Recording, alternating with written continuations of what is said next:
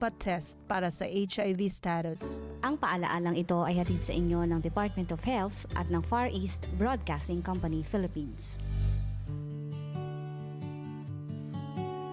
1116 DXAS, your community radio. Kasama sa araw-araw, kakwentuhan ka agapay, kaibigan ka barangay. Ito ang radyo mo. 1116 DXAS, your community radio. 1116 DXAS, your community radio.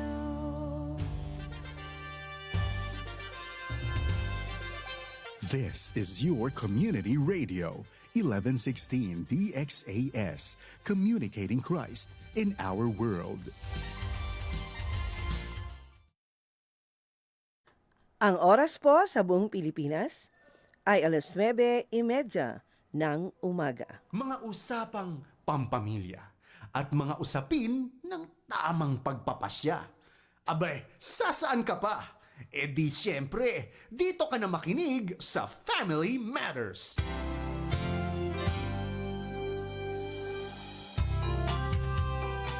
Magandang umaga po sa ating mga ka-Family Matters. Panibagong araw na naman po para sa ating kwentuhang pangpamilya. Ako po si Ate Marlene. At ako po naman si Lola Seni. Welcome po sa ating programa. Hello, Lola Zen. Kamusta ang ano dyan? Kamusta ang weather dyan? Oo, dito. Panayang ulan. Wala nga kaming klase ngayon. Dineclare, kinancel ng aming mayor. Talaga? Oo, for the safety of our students. Kasi nga dahil sa weather. Ganun din dito.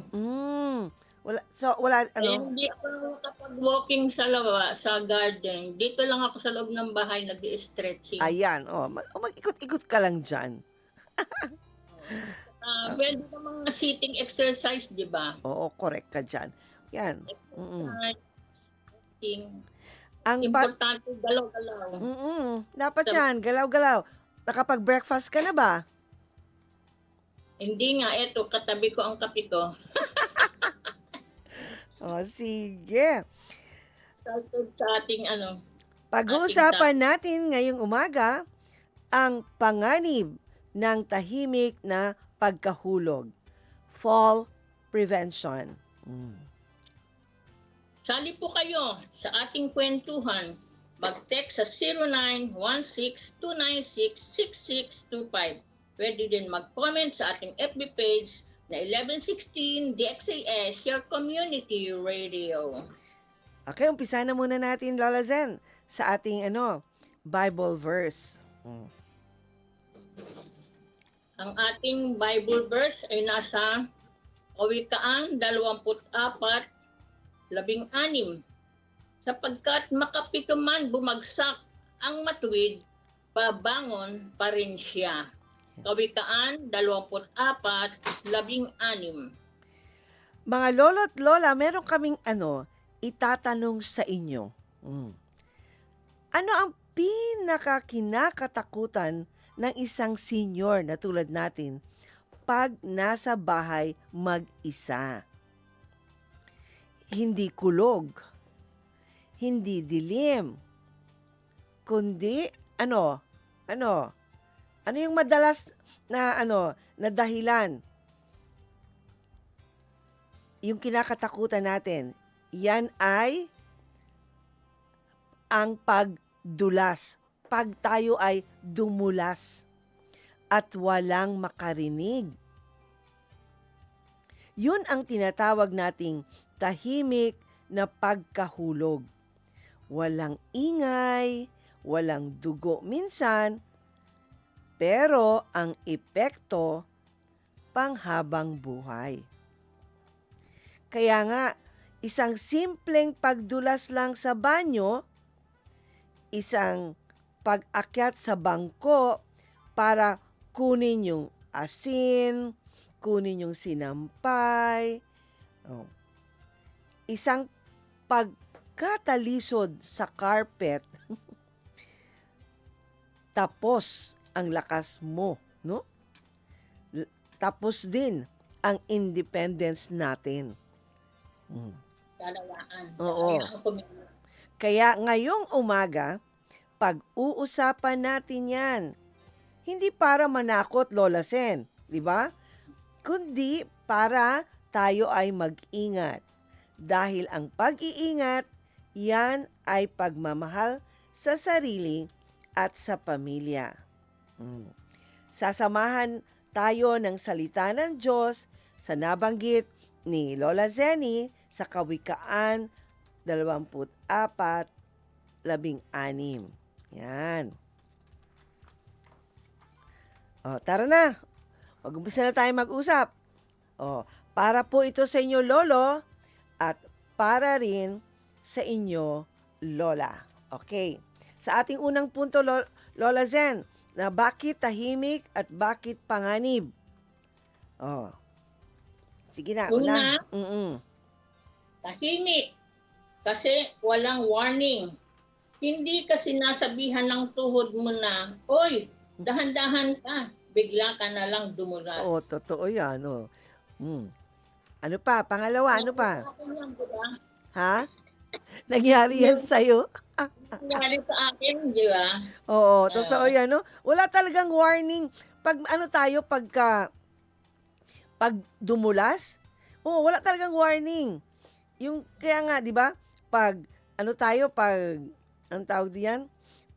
Pag umakyat sa bangko, no? Tapos pag talisod, no? Wala talagang ano yan? Walang warning. Hindi nagsasalita ang tuhod. Nagulat nga ako noon, Ate Marlene, nagulat nga ako yun. Lumalakad lang ako, nagwo-walking exercise ako, pag gano'n. Tapos, bigla na lang, nagulat na lang ako, nandun na ako sa may semento, nakadapa na ako.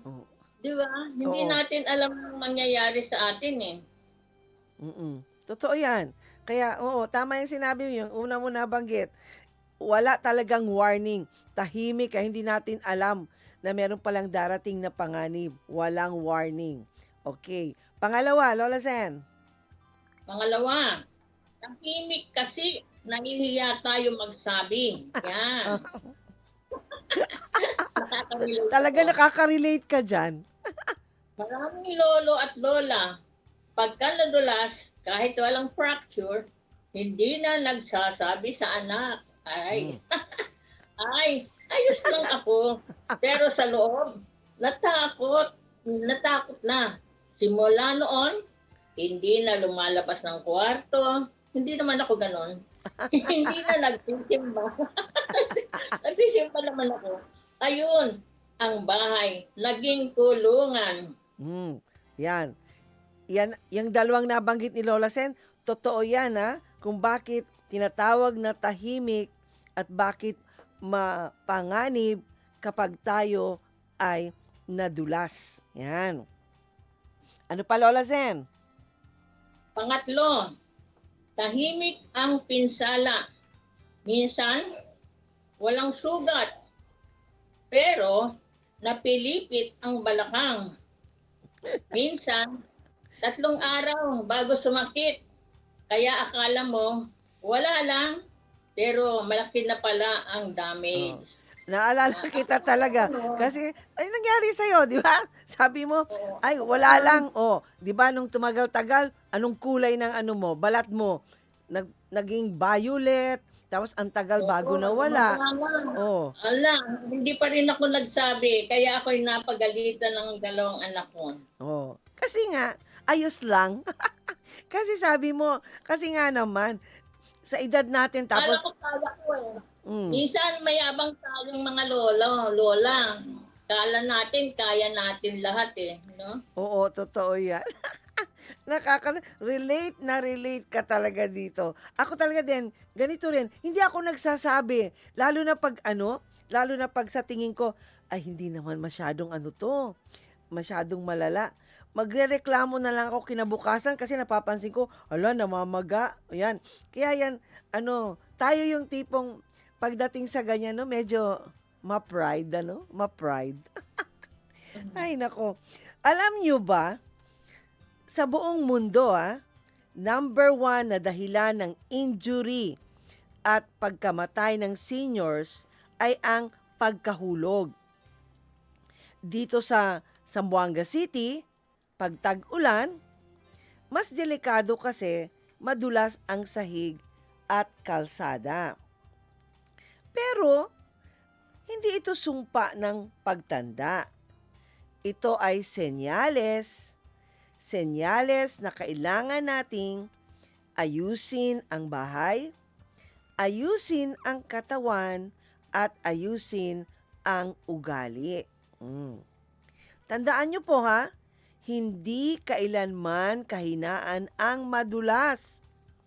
Ang kahinaan ay yung alam mo ng delikado pero hindi ka kumikilos. Oo nga. Na. O yan. Kasi nung araw na yon, mainit. O di nagpahangin-hangin ako dun sa lobby, may aircon. Kung bakit ko naman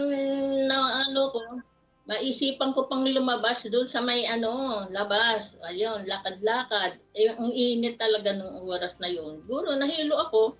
Yun, ang nangyari sa akin, hindi ako naging sensitive sa nararamdaman ko. Hindi ako nakapahinga. Yan. Dapat talaga. Tapos, ngayon, mga lolo't lola, tanong ko sa inyo habang nakahawak kayo ngayon ng tasa ng kape. Lolo, lola, saan ka sa bahay pinakakakabahan tuwing maglalakad? Sa banyo ba? Sa hagdanan? O sa labas pag umuulan? Alin dun sa mga nabanggit namin ang inyong pinakakakabahan tuwing maglalakad? Isipin po lang natin, huwag na ninyong sagutin ng malakas. Pero, mamaya, pagkatapos ng ating programa, tingnan nyo yung lugar na yon na sa inyo, para sa inyo, yun ang kinakabahan kayo pag maglalakad. Kasi, doon magsisimula ang pag-iingat natin. Ang pag-amin kung saan ka natatakot, yun ang unang hakbang para hindi ka na matakot. Kaya mga lolo't lola, mamaya pagkatapos ng programa, hanapin nyo, tingnan nyo kung saang parte, saang lugar, anong parte ng bahay nyo o saang lugar sa labas, ang pinakakakabahan kayong maglakad. Okay. Ngayon, dumako naman tayo sa ating ikalawang punto. Lola Zen. Dunas na walang bayad. Ibig sabihin, libre.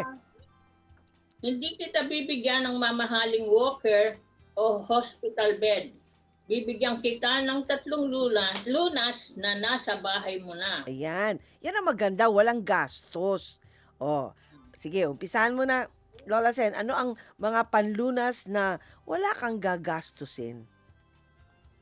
Una, ayusin ang landmine sa bahay. Ang bahay natin, maraming landmine para sa tuhod at paa natin. Totoo yun. Yes, sige. Nakalukot ang gilid.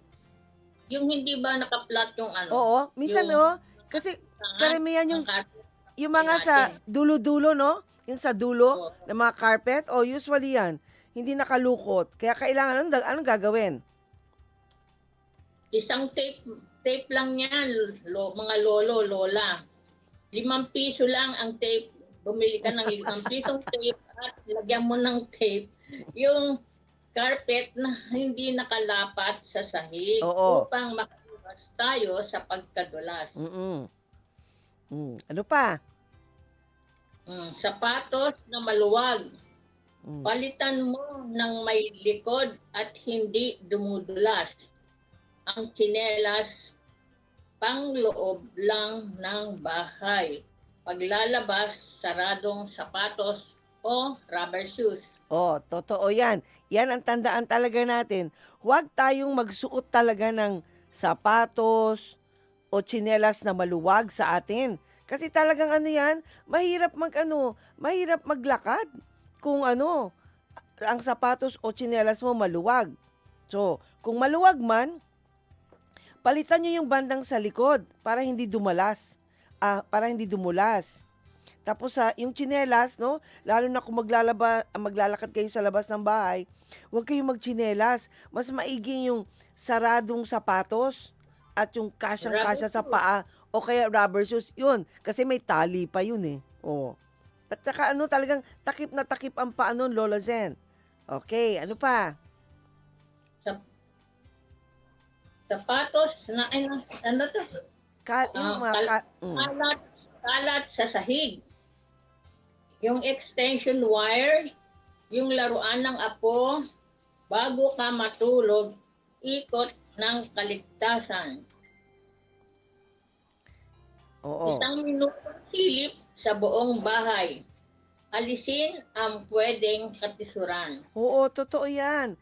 Kasi tayo dapat pag naglalakad, tingin-tingin sa baba. Oo, tingin-tingin tayo sa lalakaran natin. Kasi pag nasa bahay tayo, lalong-lalo na kasama natin ang mga apo, kalimitan na napapansin ko, Lola Sen, kung saan-saan ko lang nakikita ang sapatos, ang medyas, ang bag. Kaya matitisod ka talaga. Kaya ito, lalo na yung extension wire na yan, kaya alam mo na, marami kaming nagcha-charge ng cellphone. So, kanya-kanyang extension wire. Tapos may mga laruan pa mga apo natin na dapat ang gawin natin, paglabas natin sa ating kwarto, no? Umikot tayo para tingnan natin ang lugar na dadaanan natin na sigurado tayong ligtas. Yan. Mga 1 minuto lang naman na sisilipin mo yung bahay mo kung saan ka nakatira sa loob ng bahay. Sisilipin mo 1 minuto lang para masigurado mo na ang lalakaran mo, ang dadaanan mo sa pag-ikot mo sa buong bahay, walang pwedeng matisod ka, na pwedeng madulas ka. Kailangan alisin yung mga bagay na pwede kang matisod at pwede ka ring madulas. Okay. Ano pa yung mga dapat gawin na lunas, Lola Sen, na walang bayad? Una, yung landmine. Ayan, kasi mga landmine na matatawag yung mga carpet na nakalukot ang gilid, yung mga nakakalat na extension wire, yung mga nakakalat na mga laruan sa sahig. Yan. Kasi Ate Marlene, kasi tayong mga lola, mahilig tayong nakatingala sa mga agiw, sa mga Correct, dumi no? sa gilid, Oo. dumi sa mesa.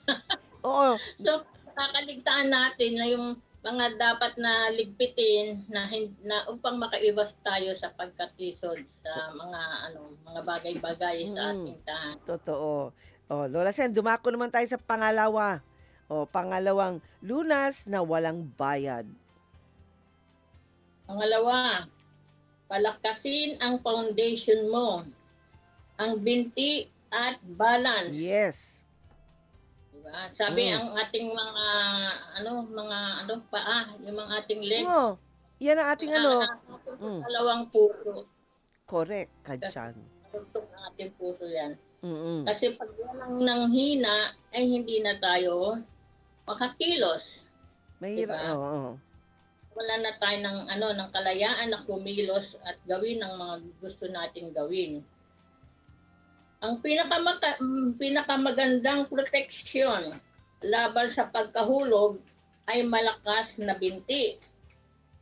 paano palakasin ng walang gym. Oo, paano? Gym tayo para palakasin ang mga binti natin. Oh, kasi mahal ang gym. O, sige. Lola Sen, o. Babayad O, ano ang gagawin para... ito, habang nagugas ng pinggan, pwede natin gawing exercise. Mm. Tumayo, gawin ito habang naghuhugas ng pinggan. Tumayo sa isang paa. Hawak ka sa lababo. Bumilang ka ng 1 hanggang 10. Di ba? Yung isisway mo yung yung paa mo. Mm-mm. Yung isang paa mo, kaya Oo. kanan muna. Oh, mm-mm. 1 hanggang 10. 3 beses lang. Tapos, ililipat mo naman sa kabila, sa Mm-mm. kaliwa naman. Mm-mm. Sa kanan, sa kaliwa. 3 beses din natin, bibilang ka ng 1 to 10. 1 to 10. Yan ang silent exercise. Hindi tayo nagpapawis, pero nagpapalakas ng balanse. Diba? Mm-mm. Totoo yan. So, kaya nga hindi mo yun pag nasa lababo ka, yun, ang isang paa, nakalapat sa sahig, tapos, syempre, kailangan natin humawak sa lababo kasi nga, ang isang paa natin, hindi man natin ilalapat. Tulad na mabanggit mo, para bang isasway mo ba siya, tapos bibilang ka ng 1 hanggang 10. Pagkatapos nun, yung isa na naman binti ang ilalapat mo sa sa kabila, tapos magbibilang ka na naman ng 1 hanggang 10. 3 beses gagawin, Totoo yan, hindi ka papawisan, pero lumalakas ang balanse mo. Ano pa, Lola Sen? Ate Marlene, hindi lang yun sa may lababo. Yung sa lamesa natin. Oo. Yung matibay na lamesa, yung hindi nagpo-folding-folding. Oo, correct ko. Kaya mga yung upuan. Matibay din dapat yung hahawakan mo para pwede kang isway mo yung left and right, feet mo, legs mo. Oo. Para makatulong ito sa pagbalanse ng ating pagkilos, ang ating mga paa. Oo, totoo yan. Oo, dapat siguraduhin ninyo na yung kakapitan ba? Yung kakapitan ninyo para kasi kailangan talagang balanse sa atin eh. So yung kakapitan ninyo dapat talagang matibay, stable ba? Hindi siya matutumba. Yan. Kasi doon man kayo nakakapit.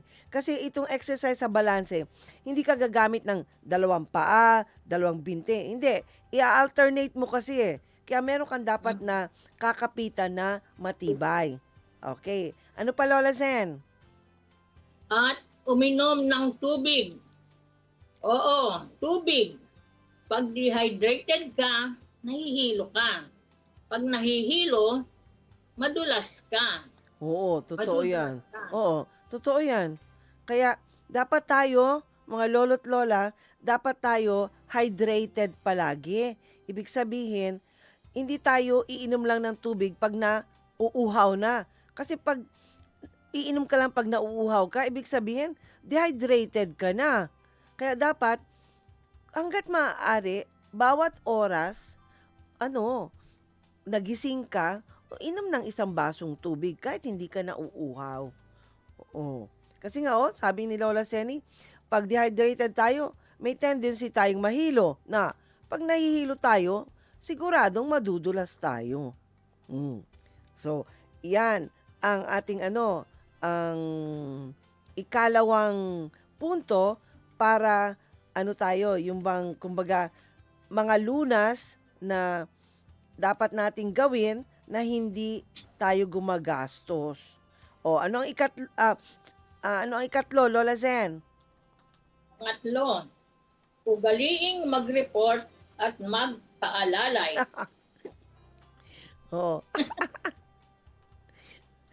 Sige, talaga. Pag-report talaga. Dapat updated ang ating mga anak at apo. Sige, Lola Sen. Relate na rin tayo dyan.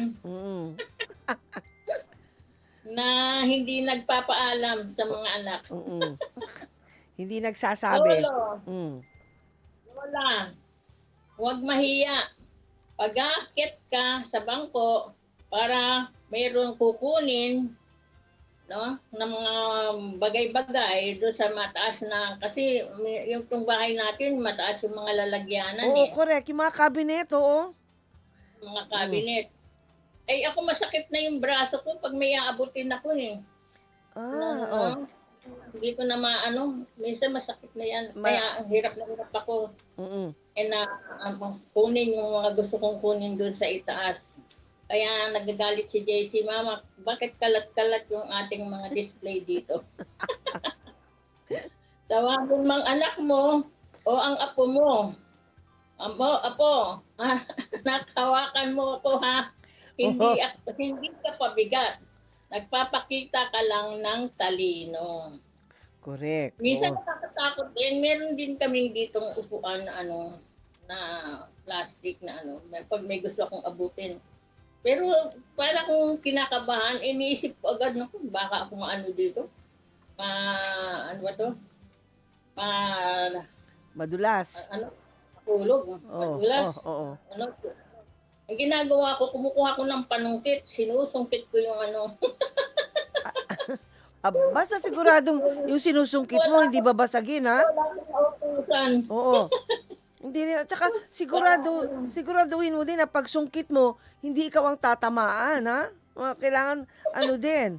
Pero mas mainam talaga na yung bang, wag mahiya ba, humingi ng tulong sa ating caregiver, sa ating mga anak, sa ating mga apo. Yun nga, yung mga na yan, pag-aakyat sa mga bangko, dapat yan, talagang humingi talaga tayo ng tulong. Ang paghingi natin ng tulong sa ating mga apo, anak, caregivers, ay hindi yan, nagpapakita ng pagiging pabigat tayo. Kaya, At pag nadulas ka, magsabi ka agad. pag nadulas ka, kahit hindi sumakit, sabihin mo, anak, nadulas ako kanina sa banyo. Oo, yes, oh. Bakit kailangan? Para ma-check nila kung may kailangang ayusin. Ang pagtatago ng pagkahulog, yan ang totoong panganib. Yes. Kaya, ugaliin. Nahanap natin yung panganib. Oo. Kaya ugaliin, Lola Sen, mag-report kaagad, hindi yung kinabukasan pa. Ha? Ugaliing mag-report agad at magpaalala. Magpaalalay. Ano naman ako. Kasi yun, napagalitan ako. Bakit hindi ka man lang, Mama? May telepono, may Oh. Meron, may mga gwardiya, hindi ka nagsabi, nadadapa ka pala. Oh. Ay, nako. Eto mga lolo't lola, tanong ko uli.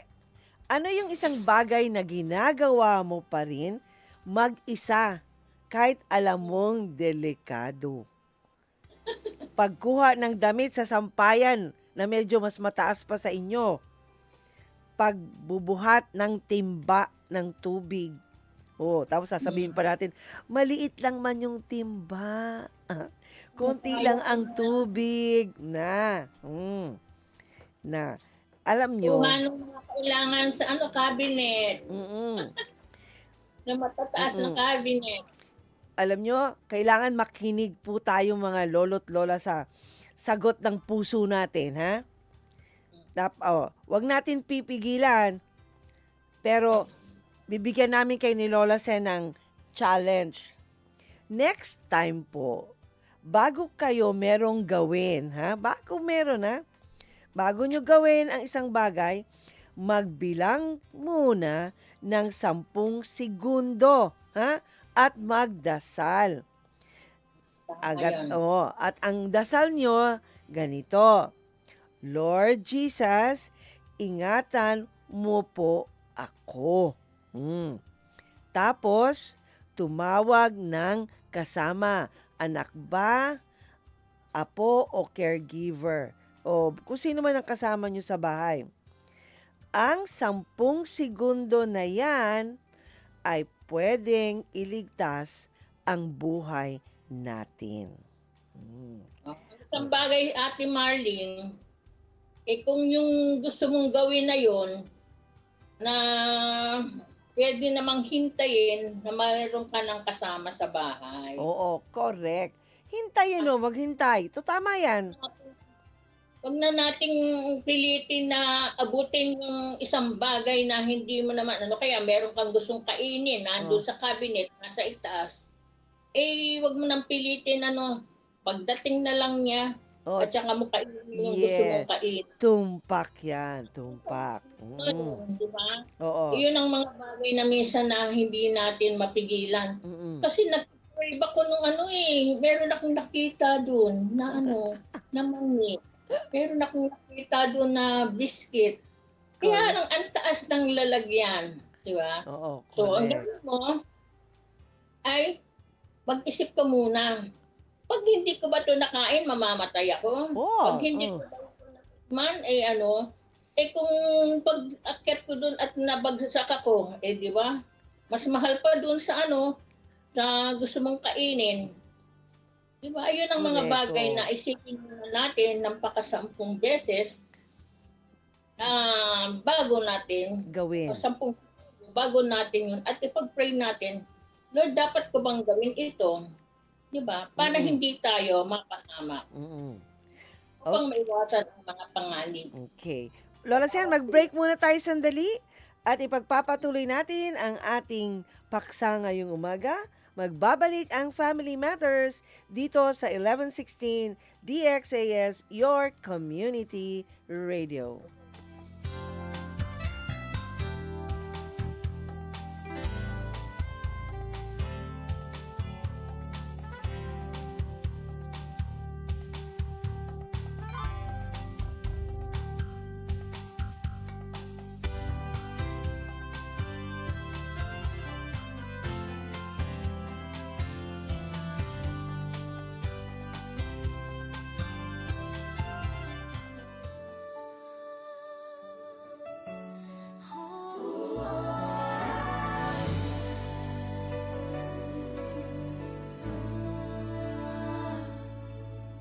Ang pamilya simula pa man noon, ang Diyos ang nagbuo at nagdisenyo.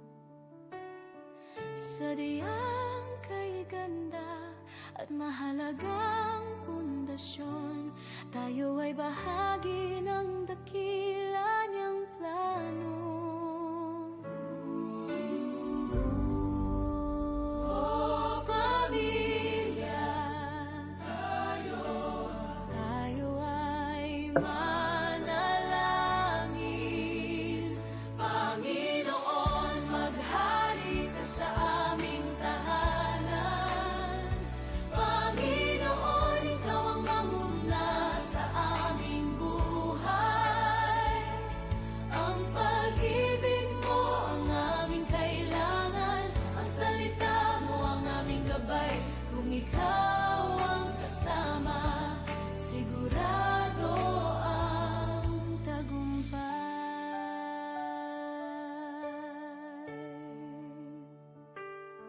Sa gitna ng pagod at ingay ng mundo, may isang silungan na laging totoo.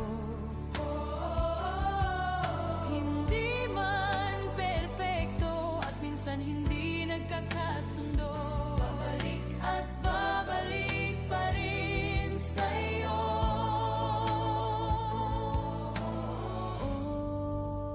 Oh, pamilya, tayo ay manalangin.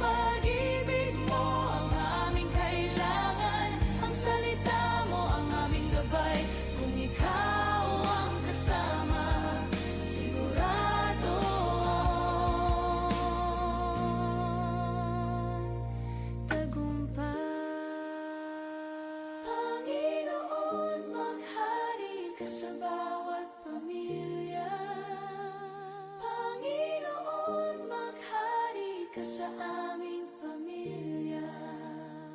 Panginoon, maghari ka sa aming pamilya.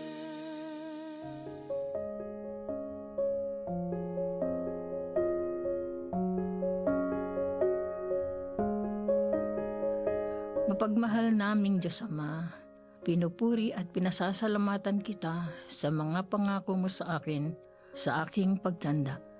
Ang pagsama mo sa akin araw-araw ay tandaan ako'y marami pang magagawa hanggang ako'y kunin mo. Alam kong ako'y iyong ginagabayan, pinalalakas at pinatatatag upang magtagumpay sa kahit anong pagsubok pa na aking haharapin. Salamat dahil ikaw ang nagbibigay ng galak at kasapatan sa aking buhay. Ibinubukas mo ang aking mata para makita ang kagandahan ng aking paligid at ako'y labis na nagpapasalamat. Patuloy mo akong gawing halimbawa sa mga kabataan kung paanong mabuhay na tapat na sumusunod sa iyo. Panginoon, ikaw ang aking tagapagligtas.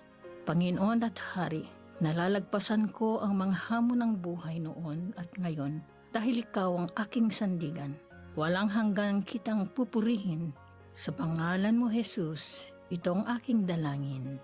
Amen.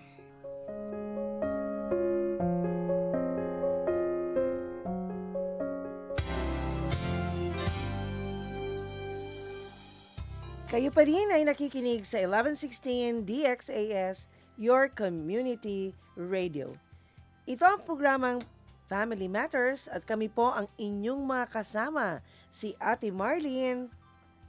At ako po naman si Lola Seni. Ang DXAS ay isa po sa mga himpilan ng Far East Broadcasting Company at kasapi sa kapisanan ng mga broadcaster ng Pilipinas.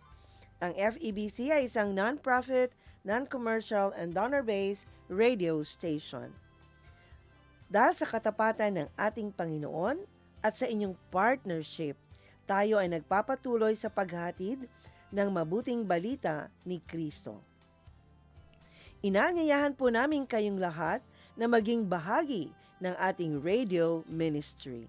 Iscan po lamang ang QR code ng ating GCash o bank accounts para sa inyong mga donations. Please send us a message para ma-acknowledge po namin ang inyong mga donations. Maraming salamat sa inyong partnership at God bless.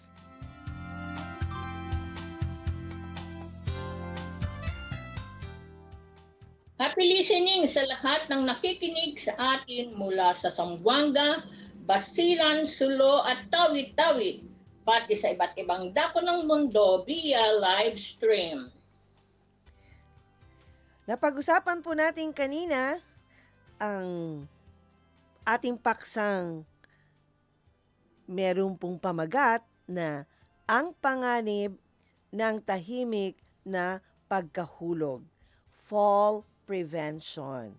At tinalakay po natin ang mga punto na bakit tinatawag na tahimik at bakit panganib, mapanganib. Yun ang unang punto. Ang ikalawa naman, ano-ano ang mga lunas na nasa bahay na hindi natin kailangan gumastos. Kumbaga, lunas na walang bayad. Okay. Na Lola Sen, dumako na tayo sa ating ikatlong punto. Ang ikatlong punto natin, babangon pa rin sa pananampalataya sa gitna ng takot. Ang sabi dito sa balik tayo sa Bible verse natin, Kawikaan 24:16. Sapagkat makapituman bumagsak ang matuwid, babangon pa rin siya. Mga kaibigan, pansinin ninyo hindi sinabi ni Lord na hindi ka na babagsak. Hindi. Sabi niya, babangon ka pa rin. Ibig sabihin, normal na madulas, normal na magkamali, normal na manghina ang tuhod, pero hindi normal na manatiling nakadapa ka. Yan. Yan ang hindi normal. Marami mga senior citizens ang hindi natatakot mamatay. Ang kanilang kinakatakutan ay ang pagiging pabigat. Kaya Sa pag pamilya. nadulas, ayaw na magkwento. Kasi nga, ang nasa isip ka agad, pabigat. Oh, di ba? Kasi nga, pag may nangyari sa atin, Lola Sen, may extra care kasi talaga yan. Kumbaga, minsan, ang ginagawa pa ng iba, ayan, ayaw magkwento. Minsan, nagkukulong na lang sa kwarto. Pero alam nyo, ang sabi sa Bible, ang matuwid, yung taong may takot kay Lord, babangon pa rin. Paano? Paano tayo babangon uli? Sa biyaya. Ano yung mga biyayang yun? Tulong ng ating pamilya at sa talinong ibinibigay sa atin ni Lord. Tingnan mo nga sa Bible, Lola Sen, di ba?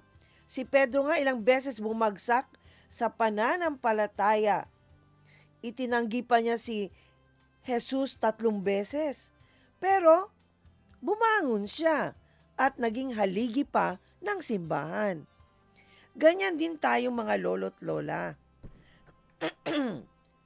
Nadulas ka kahapon sa banyo.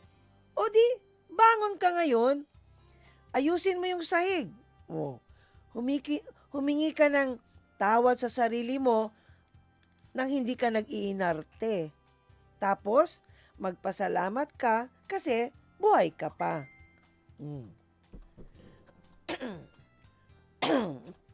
Excuse me. Ang pag-iingat ay hindi kawalan ng pananampalataya. Ang pag-iingat ay nagpapakita na pinapahalaga natin ang ating buhay na regalo ni Lord sa atin. Oo na yan. Ate Marlene, sabi nga, ang biyaya na galing sa Diyos ay holiness, righteousness, and true knowledge of God. Yan ang biyayang ibinigay niya sa atin. Yes, tama yan. Oo. Holiness, righteousness, katwiran, at yung true knowledge of God, pagkaunawa sa salita ng Diyos. Kasi alam natin ang salita ng Diyos ay hindi tayo yung padalos-dalos ba, basta-basta na lang gagawin ang mga bagay na ikakapahamak natin. Kaya yun, pagkapin natin yung mga bagay na bigaya na binigay sa atin ng Panginoon, holiness, righteousness, and true knowledge of God. Yes, totoo yan. Kaya tandaan natin, Kaya nga, tandaan natin talaga na pag tayo ay nadulas, nadapa, ganyan, wag natin, yung lagi mo sinasabi, wag natin binibaby yung sakit. Wag natin, pag nangyari yun sa atin, Bangon. oo. Tsaka hindi naman nakakayang mag-report ka agad. Nadulas ako, natapilok ako, Sabihin kagad natin sa ating anak, apo, mga caregivers. Banggitin natin kagad yun para hindi naman yun hindi ka naman nag-iinarte nun. At least, malalaman kung ano ang dapat gawin kaagad pag nagsabi tayo. At hindi naman tayo pabigat pag yun ating gagawin. Kaya, pag tayo ay nadapa, kaya nga, di ba, nabanggit ko kanina na normal ang madulas, normal ang magkamali, normal ang manghina ang tuhod, pero hindi normal na manatiling nakadapa. Yan. Ate Marlene, ako nga nun ang ginawa nila, pina-x-ray ako. So nalaman, tayo nanghuhula. Ano na yan, namagana, nangingitim. Hindi natin pwedeng tingnan yung injury injury natin at ng mga anak natin at ng mga apo natin. Correct. Ang nalarapat, pa-check up. Correct yan. Huwag mong isipin yung gastos, di ba? Oo. God will provide. Yes. Provide ng Panginoon sa atin, sa mga pangailangan natin. Mm. Kaya, ayun nga, dapat tayo, tandaan natin, ang pag-iingat ay hindi kawalan ng pananampalataya. Ang pag-iingat ay nagpapakita na pinapahalagahan natin ang ating buhay na siyang regalo ni Lord sa atin. O, panghuling tanong po namin to sa inyo, mga lolo't lola. Kung hindi ka natatakot madulas, ha? Halimbawa, hindi ka na matatakot madulas bukas. Ano ang una mong gagawin? Magwawalis ba sa bakuran? Dadalo sa prayer meeting? O yayakapin ang apo mo? O, kung hindi ka kung hindi ka na matatakot madulas bukas, ano ang una mong gagawin? Itago nyo po yung sagot ninyo sa inyong mga puso. Yun ang motivation natin para mag-ingat ngayon. Para sa araw-araw, hindi lang tayo mabubuhay, kundi mabubuhay tayo ng may kalayaan at kagalakan. Yun ang mahalaga doon. So, Lola Sen, meron ka bang manalangin muna tayo bago tayo magbatian. Sige, manalangin tayo. Panginoon Diyos, aming Ama sa langit, pinupuri ka namin, pinasasalamatan ka namin sa lahat ng oras. Simula pa ng aming pagsilang hanggang ngayon nasa golden years na kami ng aming buhay, patuloy mo po kaming ginagamit at sinasamahan sa lahat ng aming ginagawa. Kung kami ay dumaranas ng kahirapan, pagsubok at mga hadlang, kami po, Panginoon, ay makakabangong muli dahil ang biyaya mo, O Diyos, ang nagtataas sa amin. Hindi mo ipinangako, O Diyos, sa amin ay hindi na kami makakaranas ng paghihirap.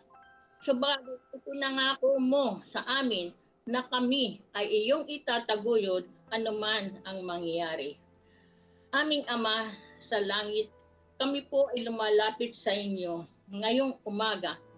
Kami po mga lolo at lola, minsan nanghihina ang tuhod, nanghihina ang loob dahil sa takot, madulas at mabagsak.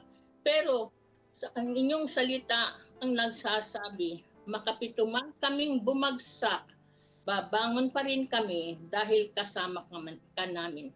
Panginoon, ingatan mo po ang bawat hakbang ng aming mga paa sa araw-araw. Gawin mo matalino ang aming mga kamay para ayusin ang aming mga tahanan. Gawin mong matapang ang aming mga puso para humingi ng tulong kung kailangan at punuin mo ng kapayapaan ang aming mga isip para ang tahanan namin ay maging lugar ng ginhawa, hindi ng takot.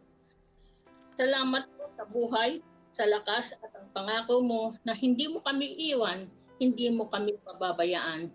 Panginoon, tinataas namin sa iyo ang mga may karamdaman. Salamat po sa nakalabas na po si Jerry Bean Ignacio Bautista na na-ospital simula pa nung Sunday. Lord, maraming salamat sa kanyang buhay. Balik mo, Panginoon, ang dating sigla ng kanyang katawan, kagalingan at kalakasan upang muli, Panginoon, makapaglingkod muli siya sa iyo at manambahan tuwing araw ng linggo. Lord, maraming salamat sa buong pamilya ng Bautista at ang mga tagapakinig, Panginoon, ng Family Matters Thursday edition. Baging Panginoon, si Misha Sandra Samnia, patuloy namin siyang itinataas sa iyo, kagalingan at kagalakan and financial provision sa kanyang operation. Lord, maraming salamat sa iyong ginagawa sa bawat isa sa amin. Patuloy mo kaming gamitin, Panginoon, sa Family Matters. At magmula Lunes hanggang Saturday, Lord, tinataas namin to sa iyo, Panginoon, ang buong DXAS Radio. Marami pong salamat. Ang lahat ng ito, Panginoon, ay binabalik namin sa iyo. May papurit pa sa salamat na tatangi lamang ang bugtong na anak na si Jesus. Amen. Meron kang gustong batiin, Lola Zen? Ako, nais kong bumati ng magandang umaga kay Ginang Maria Loradel G. Dalumpines, si Ma'am Antonieta Rowena Dagoy, si Ma'am si Ma'am Liberty Adaro Balucanag, at syempre naman si Ma'am si Ma'am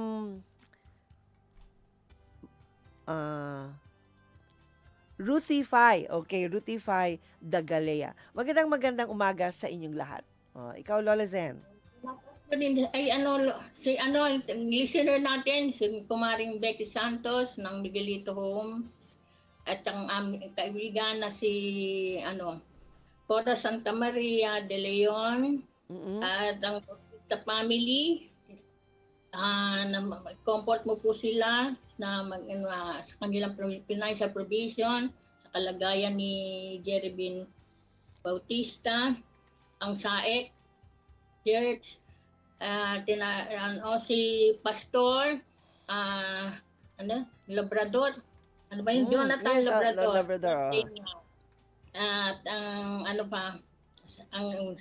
Estrada clan, Aris clan, and ang may iba pang tagapakinig ng at followers ng Family Matters Thursday edition, si Mipe, Oh, yes. Liliana Han.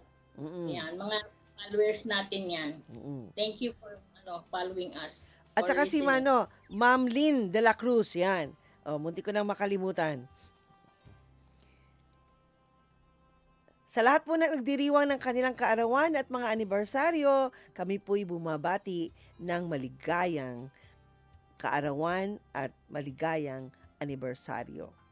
Salamat po. Abalahin family sa New Zealand. Ay, Patero okay. family. Mm-mm. Ay, sa inyong lahat yan. Shout out. Maraming salamat sa ating mga technicians na sina Romel Paulino at Rolando Alfonso.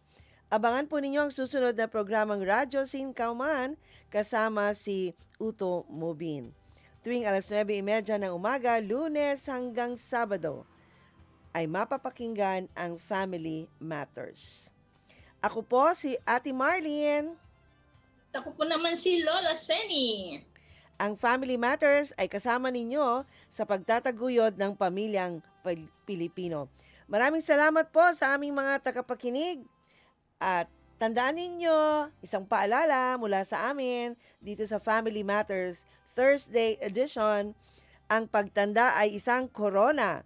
Alagaan natin ang ating korona at kita-kita po tayong muli dito sa ating programang Elderly Edition every Thursday. Bye! See ya.